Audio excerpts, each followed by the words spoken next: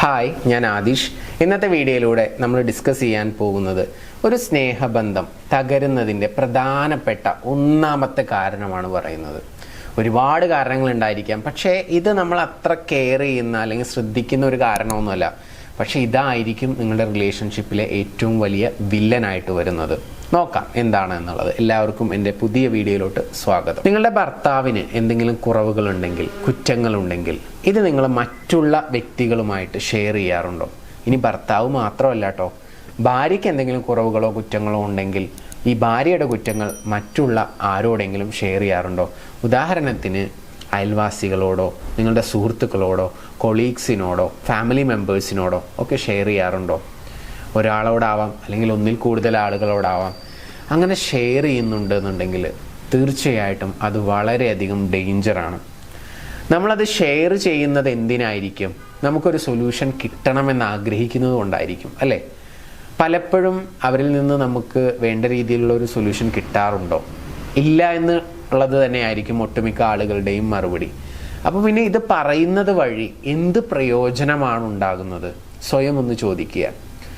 ഞാനിത് law of അട്രാക്ഷനുമായിട്ടൊന്ന് connect ചെയ്യാൻ വേണ്ടി ശ്രമിക്കുകയാണ്. ഇതിനെക്കുറിച്ച് വളരെ വ്യക്തമായിട്ട് ഉപബോധ മനസ്സിൻ്റെ ശക്തി എന്ന് പറയുന്ന പുസ്തകത്തിൽ ജോസഫ് മർഫി പറയുന്നുണ്ട്. ഞാൻ ആ പുസ്തകം ഒരുപാട് തവണ വായിച്ചിട്ടുണ്ട്. ഇന്ന് ഒരു തവണ കൂടി ഞാൻ ഒരു ചാപ്റ്റർ റിപ്പീറ്റ് ചെയ്ത സമയത്ത് എനിക്ക് കിട്ടിയ ഒരു തോട്ടാണ് ഇപ്പം നിങ്ങളുമായിട്ട് ഷെയർ ചെയ്യുന്നത്. അപ്പോൾ നമ്മൾ നമ്മുടെ ഭാര്യയെക്കുറിച്ച് അല്ലെങ്കിൽ ഭർത്താവിനെക്കുറിച്ച് മറ്റൊരാളോട് ഷെയർ ചെയ്യുന്ന സമയത്ത് അവരുടെ എന്തെങ്കിലും കുറവുകളായിരിക്കും പറയുന്നത്. അപ്പോൾ അത് നമുക്ക് മാറിക്കിട്ടണമെന്ന് ആഗ്രഹം ഉണ്ടാവും. അതിനുള്ളൊരു സൊല്യൂഷൻ അന്വേഷിച്ചിട്ടായിരിക്കും പറയുന്നുണ്ടാവുക. പക്ഷെ അത് പറയുന്ന സമയത്ത് അത് നമ്മുടെ ഉപബോധ മനസ്സിൽ പോയി പതിയാണ് ആഴത്തിൽ. എൻ്റെ ഭർത്താവിന് ഇങ്ങനെ ഒരു കുറവുണ്ട്, എൻ്റെ ഭർത്താവ് എന്നോട് അധിക നേരം ഫോണിൽ സംസാരിക്കാറില്ല എന്നുള്ളതായിക്കോട്ടെ. അപ്പോൾ ആ ഒരു ചിന്ത നിങ്ങളുടെ ഉപബോധ മനസ്സിലോട്ട് ആഴത്തിൽ പതിയാണ്. അപ്പോൾ ആ കോളിങ് ഡെയിലി ഒരു നേരമെങ്കിലും വിളിക്കുന്നത് ചിലപ്പോൾ ആഴ്ചയിൽ 2 തവണയായി മാറും, ചിലപ്പോൾ മാസത്തിൽ 1 തവണയായിട്ട് മാറും. അങ്ങനെ ആ കോളിങ് കുറഞ്ഞു വരാൻ നിങ്ങളുടെ ആ ഒരു തോട്ട് റിപ്പീറ്റഡ് ആയിട്ട് ചിന്തിക്കുന്നത് ഒരു കാരണമായി തീരുമെന്നാണ് ജോസഫ് മർഫി പറയുന്നത്. എൻ്റെ അഭിപ്രായമല്ല, ഞാൻ അദ്ദേഹത്തിൻ്റെ തോട്ടുകളോട് യോജിക്കുന്നത് കൊണ്ട് ഞാൻ നിങ്ങളോട് ഷെയർ ചെയ്യുന്നു എന്ന് മാത്രം. തീർച്ചയായിട്ടും ഇത് വളരെ പവർഫുൾ ആയിട്ടുള്ള ഒന്നാണ്.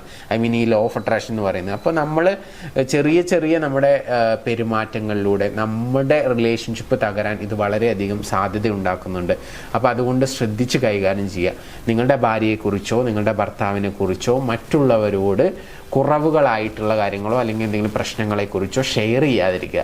അത് ഷെയർ ചെയ്യുന്ന സമയത്ത് നിങ്ങൾക്ക് സൊല്യൂഷൻ കിട്ടുന്നതിനേക്കാൾ ഉപരി നിങ്ങൾ നിങ്ങളുടെ മനസ്സിൽ ഉറപ്പിക്കുകയാണ് അവരങ്ങനെയാണ് എന്നുള്ളത്.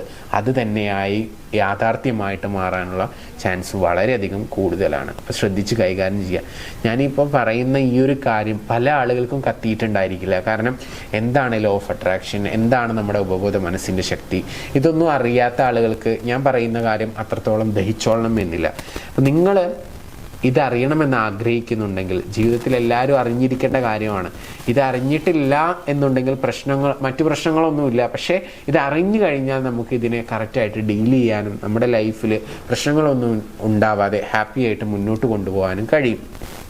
അപ്പോൾ പഠിക്കണമെന്ന് ആഗ്രഹിക്കുന്ന ആളുകൾക്ക് ദ സീക്രട്ട് എന്ന് പറയുന്ന പുസ്തകം ബേസിക് ആയിട്ട് വായിക്കാം. അത് കഴിഞ്ഞാൽ ഉപബോധ മനസ്സിൻ്റെ ശക്തി എന്ന് പറയുന്ന പുസ്തകം വായിക്കാം. ഈ 2 പുസ്തകങ്ങൾ വായിക്കുമ്പോഴേക്കും ഏകദേശം ഇതിനെ പറ്റിയിട്ടൊരു ഐഡിയ കിട്ടും. റിപ്പീറ്റ് ചെയ്ത് വായിക്കുന്നത് ഇതിനെക്കുറിച്ച് ഡെപ്തിലുള്ള അറിവ് ലഭിക്കുന്നതിന് വളരെയധികം സാധ്യതയൊരുക്കും എന്നുള്ളതാണ്. അപ്പോൾ സീക്രട്ട് എന്ന് പറയുന്ന പുസ്തകം മലയാളത്തിലും ഇംഗ്ലീഷിലും ഒക്കെ അവൈലബിൾ ആണ്. ബുക്ക് സ്റ്റോളിൽ നിന്നും പോയി വാങ്ങിക്കാൻ ബുദ്ധിമുട്ടുള്ള ആളുകൾക്ക് ഞാൻ സൗജന്യമായിട്ട് അതിൻ്റെ PDF അയച്ചു തരാം.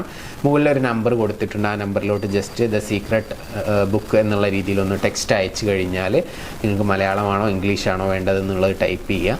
അത് അയച്ചു തരുന്നതായിരിക്കും. അത് വായിക്കുക, ബേസിക് നോളജ് ഉണ്ടാക്കുക. എന്നിട്ട് നിങ്ങളുടെ റിലേഷൻഷിപ്പിലും മറ്റുള്ള മേഖലകളിലൊക്കെ ഈ ഒരു അറിവിനെ ഉപയോഗിക്കാൻ വേണ്ടി ശ്രമിക്കുക എന്നുള്ളതാണ്. ഓക്കെ, അപ്പോൾ ഇന്നത്തെ വീഡിയോയിലൂടെ ഞാൻ പറഞ്ഞത് ഇത്രയേ ഉള്ളൂ.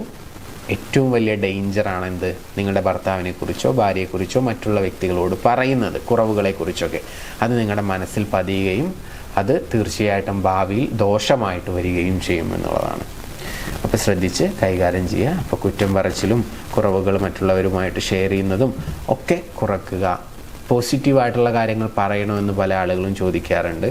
അത് പറയണ്ട, നിങ്ങളുടെ ഉള്ളിൽ തന്നെ ഇരുന്നാൽ മതി. പോസിറ്റീവ് ആണെങ്കിലും നെഗറ്റീവ് ആണെങ്കിലും ഒക്കെ നിങ്ങൾ മറ്റുള്ളവരോട് നിങ്ങളുടെ പേഴ്സണൽ ലൈഫ്, റിലേഷൻഷിപ്പിനെ കുറിച്ചൊന്നും പറയാതിരിക്കുന്നതാണ് ഏറ്റവും ബെസ്റ്റ്. നിങ്ങളുടെ നല്ല ഒരു ദാമ്പത്തിക ജീവിതത്തിന് അത് വളരെയധികം സഹായിക്കും. ഇനി ഇത് ദമ്പതികൾക്ക് മാത്രം പറഞ്ഞിട്ടുള്ള കാര്യമല്ല കേട്ടോ, കാമുകന്മാർക്കും ഒക്കെ ഇത് അപ്ലൈ ചെയ്യാവുന്നതാണ്. അങ്ങോട്ടും ഇങ്ങോട്ടും കുറ്റവും കുറവൊന്നും പറയാതെ വളരെ സ്മൂത്തായിട്ട് റിലേഷൻഷിപ്പ് കൊണ്ടുപോകാൻ വേണ്ടി ശ്രമിക്കുക. എല്ലാവർക്കും ഹാപ്പി ആയിട്ടുള്ള ഒരു ലൈഫ് ഉണ്ടാകട്ടെ എന്ന് ആശംസിച്ചുകൊണ്ട് പ്രാർത്ഥിച്ചുകൊണ്ട് ഇന്നത്തെ വീഡിയോ ഞാനിവിടെ അവസാനിപ്പിക്കുകയാണ്. നിങ്ങളുടെ സുഹൃത്തുക്കൾക്ക് ആർക്കെങ്കിലും ഈ വീഡിയോ യൂസ്ഫുൾ ആണെന്ന് നിങ്ങൾക്ക് തോന്നുന്നുണ്ടെങ്കിൽ അവർക്കൊന്ന് അയച്ചു കൊടുക്കുക.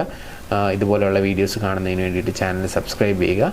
നമുക്ക് പുതിയ വീഡിയോസുമായിട്ട് വീണ്ടും കാണാം. Thank you. നമസ്തേ.